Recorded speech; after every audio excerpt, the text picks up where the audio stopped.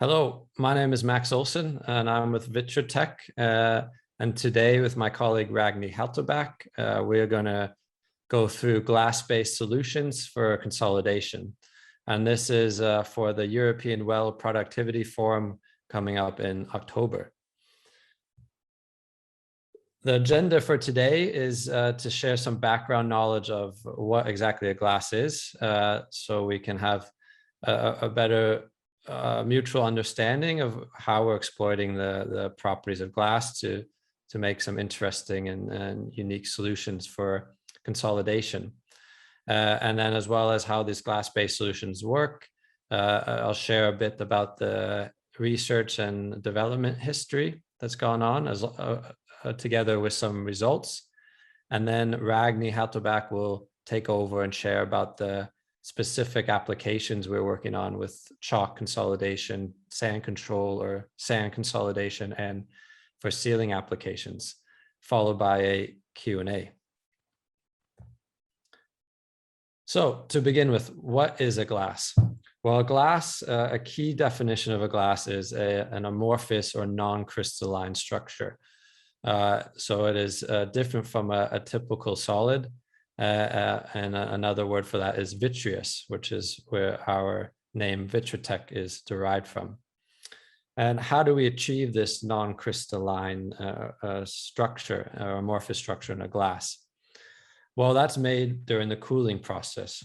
So if we take a look at this plot here that illustrates how a glass is produced, if we take the basic components of a glass, or the composition, these are heated up and at some point they become a liquid. And so if this liquid is cooled fast enough, it prevents or doesn't allow the crystallization to occur, then it simply becomes a liquid that's, say, frozen or has a very high viscosity. So it doesn't have any crystallization. And that happens at this glass transition temperature. So it's not a typical two-phase reaction where you're going from a liquid to a solid or a water to ice. You're actually really, if you think about it, going from a liquid with a low viscosity to a liquid with a very high viscosity.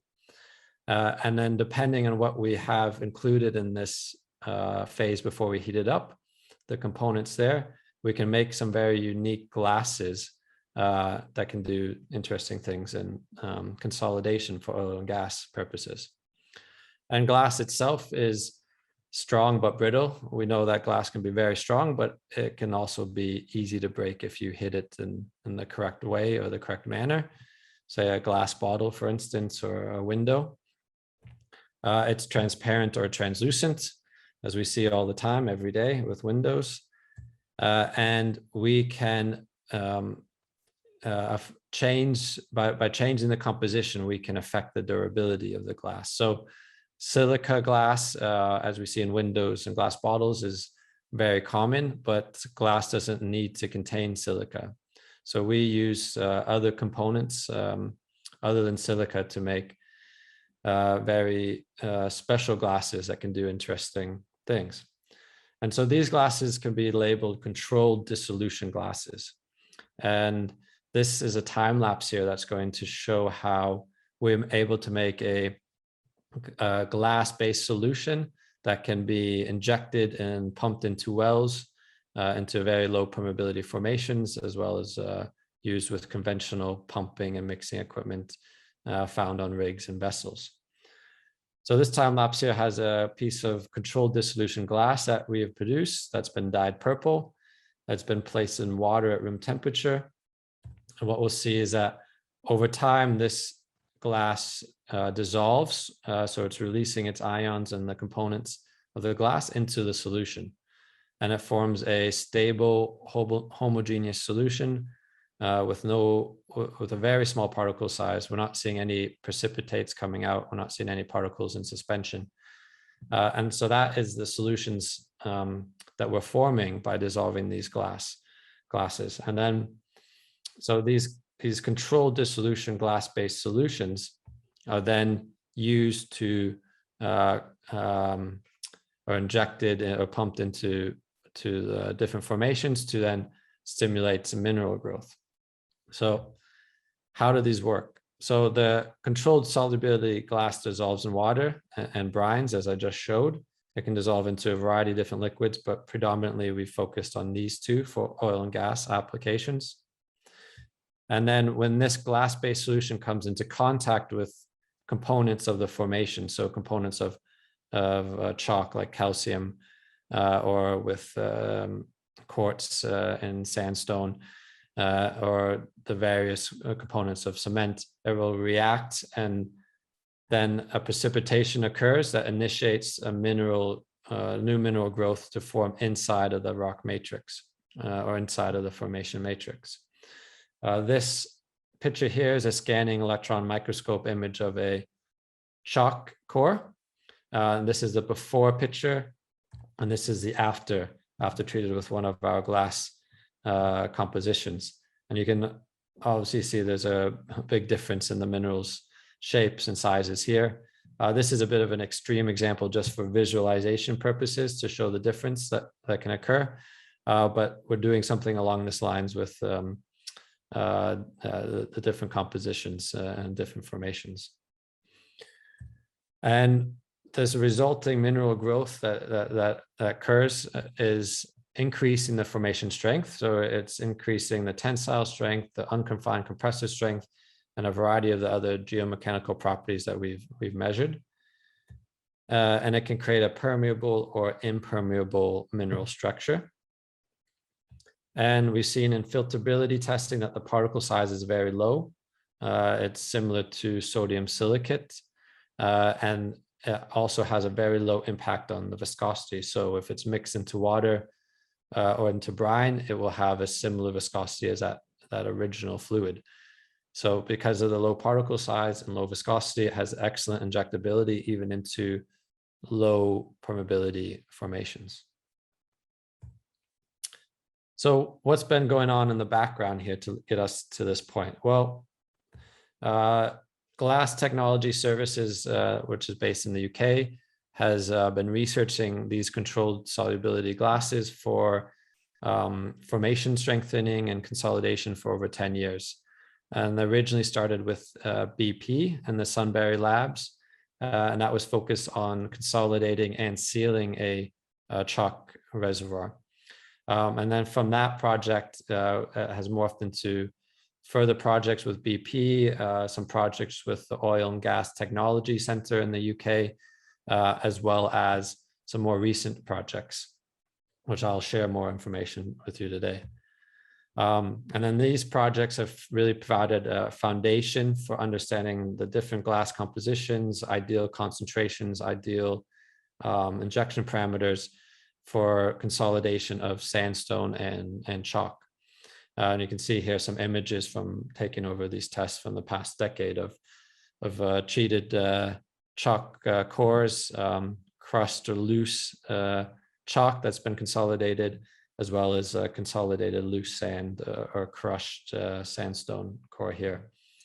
And then over the last, say, 2 years, there's been a much more extensive testing focused on consolidating a chalk reservoir with Aker BP, with Norwegian Research Center, and with Vitritech, as well as some more testing done now with a client with clients for sandstone, consolidating sandstone, as well as for P&A or sealing applications. So the results here on the next 3 slides are from this chalk testing that's been done. And these are just to kind of illustrate what we see as the really unique effects of the glass and why it looks so promising. So this is a core flood invasion plot. It's been done on a core flood test where we've injected the glass-based solution, and we compared it to other samples with low particle size. So here's 3 different samples of chloride silica with, and the difference here is a particle size from the chloride silica. And this is a chalk core that has, it's a high porosity chalk, so 40% porosity, but a low permeability, 1.5 millidarcy. And what we can see here in the blue line is that the glass-based solution was easily injected through the entire 10 centimeter long core with very little change in flow rate. This was at constant pressure, versus the colloidal silica. Even the finest colloidal silica could only invade the core almost 4 centimeters. So it has very good injectability into tight formations. And then on progression of that, so after treating the chalk core with a glass-based solution, we would shut in the cores for a variety of time, anywhere from 1 hour to typically a day.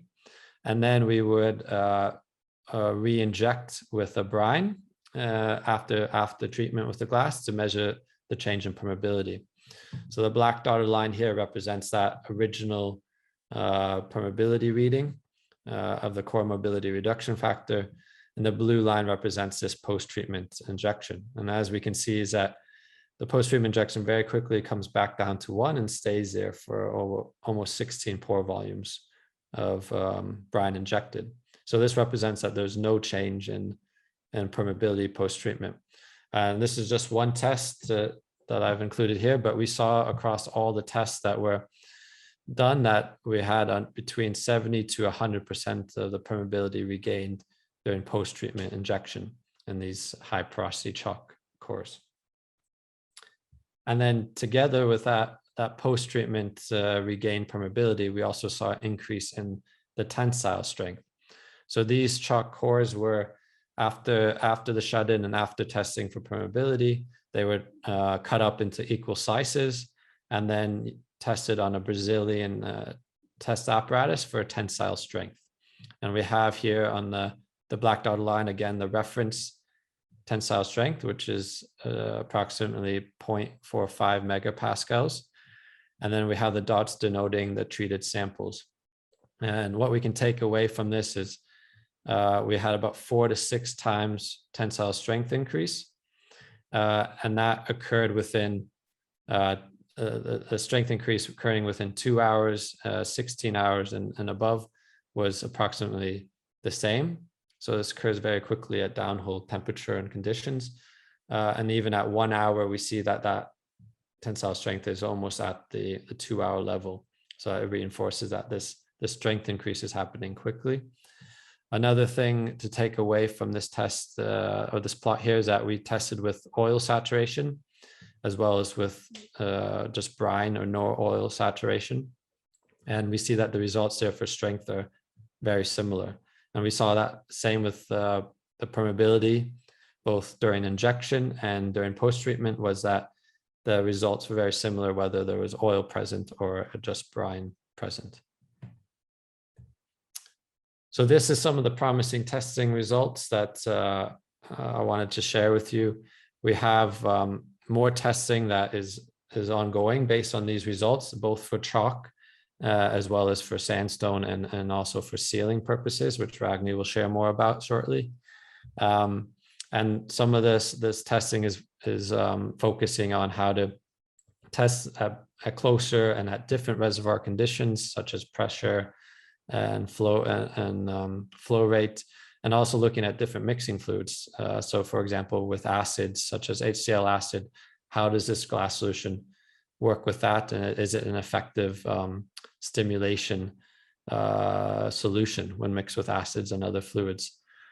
And as well as that potential for stimulation that the glass can demonstrate. So with that, I think I'll hand it over to Ragni. Thank you, Max. I will continue to talk a bit about the chalk. For the chalk consolidation, as Max has explained, there's a long history. As you can see on the picture in the right corner, even though chalk cliffs are beautiful, they can be dangerous and highly unstable. The primary focus has been on repair and stabilization of chalk in old wells. This has been to remove the cost of cleanouts and also to maintain higher production rates. One field trial has been done in an old production well, and another one is planned in November and December. After testing on both chalk cores with 1 to 2.5 millidarcy and on loose chalk powder packed into core holders with the same permeability the last year, it is now planned also to do a field trial in a freshly drilled well most likely that's going to be in Q1 in 2022. And applications, we can add the dissolved glass solution. How can we add it? It can be pumped or injected actually while drilling. That was one of the initial thoughts. It can be done as like something you can stabilize any weak area, an open hole junction, or just something that would need strengthening after completion is installed, or as a part of the stimulation, or as a repair treatment, as we have done already. The glass solution has a low pH and will eat parts of the calcite, as Max has talked about, and react with this one and build a new mineral in the chalk.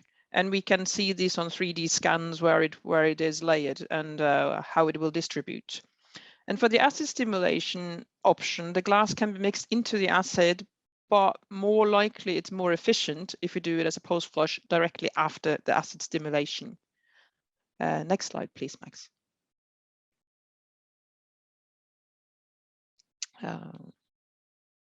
Sorry. We have started with two different recipes for the sand consolidation with one operator, with potential for doing 1 or 2 field trials in Q1 2022 onshore. We are currently in dialogue with 2 more operators, where one will start with internal lab testing this fall. And what we aim for is a 60 to 70% of initial permeability and about 1 megapascal strength. Testing so far has mainly been performed on loose sand packs to be able to do repair treatments. And why do we want to compete with what is already out there? And the simple answer is viscosity, longevity, and simplicity. With viscosity like water, we are making minerals that is stable, and the solution is a single fluid that can be stored a long time and is no need for a pre-flush or a post-flush. And applications in sand, I mean, anything that would produce sand would be something that we are aiming to treat, but we are thinking mainly about sand producing perforations, leaks in screen, potentially replacing gravel packing, or anywhere there is sand erosion and production and stability challenges. Sorry, I can't. Yeah, for the glass recipes for sealing applications, we've been testing with OGTC and BP over the last decade, and that has been mainly focused on sealing in sand and claystone. We are now starting to test a sealing solution that can seal in cement and claystone. This will be to test also added with barite and a lot of old mud with the cement and the claystone. And this is to seal the microfractures in the cement, but also to make minerals which is in the rock that will be attached to the cement or to the claystone that can withstand the pressure needed. This is mainly with focus on perforations in overburden to make a new, better barrier where there isn't a sufficient barrier. There's a lot of new different products on the market for P&A, and we still think that viscosity, longevity, and simplicity is something that can work here as well, to prove that the minerals we are making is less brittle and long-lasting or longer-lasting than the surrounding rocks should be possible when we verify which minerals we are creating. And applications for this is to repair failed leak-offs instead of like squeezing cement to repair microfractures in the cement and formation above, repair cement plugs when they're leaking, annulus leaks, unstable zones, and also to use a rigless P&A or when you need a barrier where you have limited hydraulic access and it will be hard to do and perform a normal cement job. These are the things we are targeting so far. And with that, I would just say thank you for listening, and we are open for questions. And I just would like to add, we're looking forward to the European Well Productivity Forum coming up on the 6th of October, or 7th, is it? 6th and 7th of October. Thank you very much, Max and Ragni, for that. My name is Justin Green. I work with Premier Corex, and I've been on the committee for doing some of the technical organising of the EWPF. And as you said, very much looking forward to seeing everyone there on the 6th and 7th of October. And I'm sure this is going to be an area that's of interest to a lot of people from the North Sea in particular, with sanding consolidation. So a pretty relevant presentation, I would say. just a few things I think that people might be interested to hear a bit more about. I think you touched upon the existing solutions in the market and your new solution. I wonder if you could maybe expand a little bit, compare and contrast those resin type consolidations that we've seen in the industry for a little while with what you hope to bring to the table on that. Yeah, should I take this, Ragni, or? Yeah. I think you can. I think there's a number of solutions out there, and I think they have had certain successes in certain areas, but it seems like there's not really a one type fits all. And some of these resins and epoxy resins have some certain challenges as well. For instance, one is environmental reasons. They usually have some nasty chemicals with a severe, or like a black or red environmental rating. So it's hard to use those for those reasons, as well as they typically maybe rely on a time dependent reaction, or maybe you need two fluids to come into contact at a certain area in the reservoir, which with these glass-based solutions, we have a clear advantage where you really just need the glass to come into contact with the formation, and that's what triggers its reaction. As well as some of the resins, depending on the formation type, you need some type of pre-flush to treat the formation, or to water wet it or oil wet it, depending, as well as maybe a post-flush as well. So it's not always a straightforward operation, and it can have a lot of risk to the success of the job, those post and pre-flushes. And so that's where we see that with these glass-based solutions, that we have a very low environmental impact. I mean, the most of the compositions are green rated, Hocknef rated. We have with chalk maybe a yellow Y1 rating for one of the components, as well as it's a single solution and doesn't require any pre or post flushes. And it's also something that has a bit more, like, people are worrying about the break time if you're going to think about long lasting with the resins. Thanks both for that. You also mentioned during your presentation a little bit about expanding the research and the future applications you had for it. You mentioned acid and some other things. I don't know if you could say a little bit more on where you're going to be going with the research on this. We plan to do some research in the quite near future to actually look at acid stimulation and then reinforcing, because when you do a normal acid stimulation or acid fracking, you of course go away from that perfect round well-bore shape.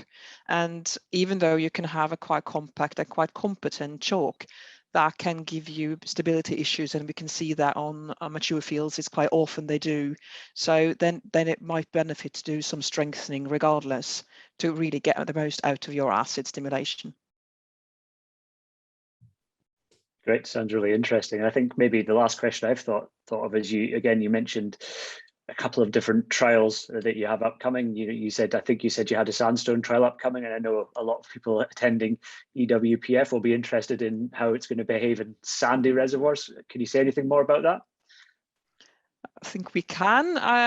We are very happy to have a partner on board that has sort of the perfect wells for us. They have a well that is not too economic, which is of course nice to test. It's a 1.5 meter zone, so it's not that thick. So it's a good start-off point. It's a good sand. It has steady erosion, very well documented. So this is the one candidate, and then they have a well very nearby, which has not been produced. So you can do both repair and initial treatment, which is absolutely perfect to see, can we do both? So we are quite thrilled of actually having that opportunity. Yeah, and we do have plans, another field trial for chalk sometime around the next turn of the next year. So Q4 this year, Q1 next year. That will build on our existing knowledge as well from the research in the previous field trial with chalk. And it is a different angle, because what we do is been repairing the chalk, and to do like initial treatment is very interesting to see, can that be increasing production and stabilization for a long time. Fantastic. I suspect there's going to be a fair few people attending who are going to be quite interested in both of those. See what happens with those pair of wells in sandstone. So thanks very much for that. And let me just say thanks very much to both of you for an interesting presentation. I'm certainly looking forward to saying hello to you at the EWPF in Stavanger last month. And I hope that this has whet the appetite for some of the people who could be attending to learn more from you. So thank you very much for your presentation today. Thank you, Justin. Yeah, thank you, we're Justin. looking forward to being there as well and meeting you and everybody else. Yeah. Yeah. It's going to be nice to travel again.